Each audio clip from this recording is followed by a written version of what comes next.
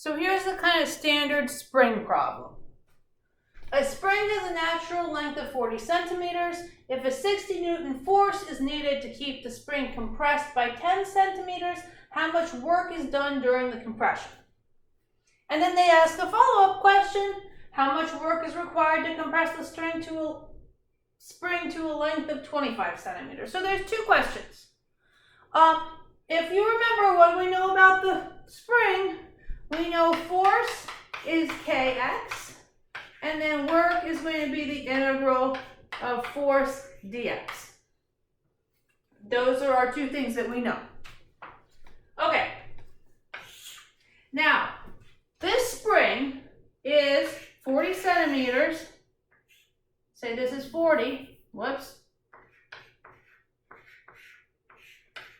So my natural length is 40. I'm going to put 0 here.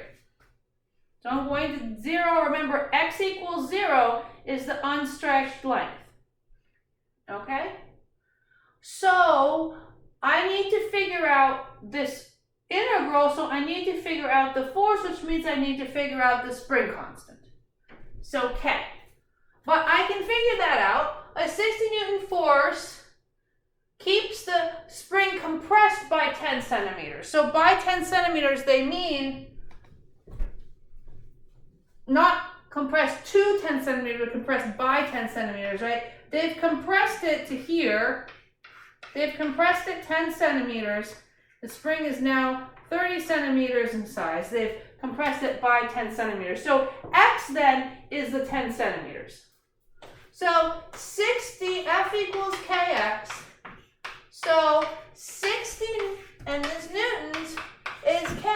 I want to be careful though, because this is newtons, which is meters, right? Kilograms meters per second squared. But this is centimeters, so I want to change all my centimeters to meters whenever I'm using anything like this. So instead of 10, I have 0.1 here, right? 0.1 meters. Yeah, okay. And that will tell me I can solve then K is actually 600. And of course you can figure out the units of K, right? Because this is meters, so this is kilograms over second squared for that to be newtons. It does make no difference. Like, I don't think anybody ever cares what the units of K are. They just make the thing balance. Though it is helpful sometimes with the units of the newtons and the newton meters or joules, keep it straight what's what. That's the helpful thing about units. So now I know my K, and now I can figure out my work. It wants to know how much work we did to go from 0 to 10 centimeters, or 0 to 0.1 meters. And then I've got 600 x dx, right? Because force is kx, right? Once I have this, I can write force is 600x. I integrate this, it's easy, right? 600 times x squared over 2, evaluated from 0 to 0.1, right? So this is 300, and this is then divided by 1 over 100, so it ends up being 3. Okay, so 3 joules or 3 Newton meters was what was required to compress it 10 centimeters so that my spring is now 30 centimeters. Now, you'll notice this is written, this question is actually I pulled out of the book, so they write it like 2 different ways. Here, they wrote how much it was compressed by, but in the second part of the question, they say how much work is required to compress the spring to a length of 25 centimeters, okay?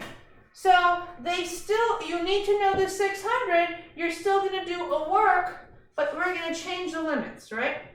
What they mean is they want to start from the natural length of 40, and they want to compress it until it's 25, right? So that would mean what's left over is 15, right? So 15 centimeters is the distance that we need to compress it, which means that this guy's going to be 0.15 for the second part of the problem. Of course, that was the same. I don't know why I erased it, because it's still going to be 600 times x squared over 2. Just the limits have changed. And when I put that in there, I get what I did it here, 6.75 joules. Okay, so it took me quite a bit, like more work, a little bit more work, right? Because it took me 3 joules to move the first 10 centimeters, and now to move the next 5 centimeters, an additional, say, 3.75 joules, right? But anyway, it's like that.